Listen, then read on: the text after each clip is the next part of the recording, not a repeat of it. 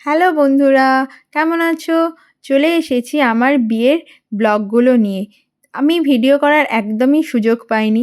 তবে আশেপাশে যারা ভিডিও করেছিল তাদের থেকে আমি ভিডিওগুলো নিয়ে জুড়ে ব্লগ বানিয়েছি।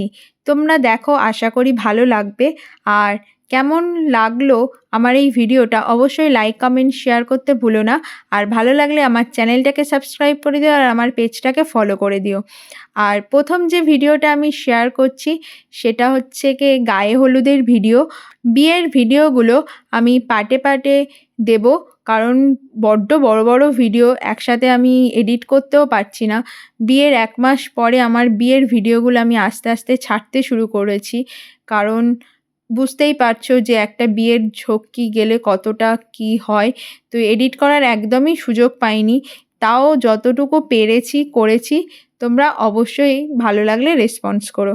আর এখানে গানগুলো আমি মিউট রেখেছি, কারণ যদি কপিরাইট এসে যায় তাহলে ভিডিওগুলো প্রবলেম হয়ে যাবে। চলো, আমার গায়ে হলুদের ভিডিওটাই তোমরা প্রথমে দেখে নাও। আর এই হচ্ছে আমার গায়ে হলুদের লুক। কেমন লাগছে তোমরা আমাকে অবশ্যই কমেন্ট করো। আর হ্যাঁ, আমি কি গানে নাচছি সেটা যদি তোমরা কেউ বুঝতে পারো তাহলে অবশ্যই আমাকে কমেন্ট করো।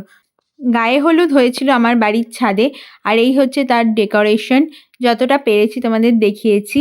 আর বাড়ির সবাই তো ভীষণ খুশি আমাদের নাচ দেখে। তোমরা বুঝতে পারছো সবাই যে হারে নাচ করেছে, মানে আমি তো রীতিমতো অবাক। আর আমি তো নেচেইছি। তোমরা আমাকে আরও দেখতে পাবে, যে আমার বাড়ির লোককেও দেখতে পাবে তারা কতটা আনন্দ করেছে। মাও কিন্তু খুশি, দেখো কিরম নাচছে।